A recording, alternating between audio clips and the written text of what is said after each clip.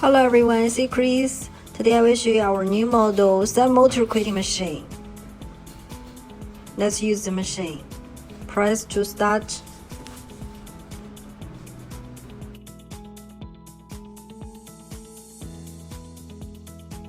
Okay, let's have a short sight of the machine working.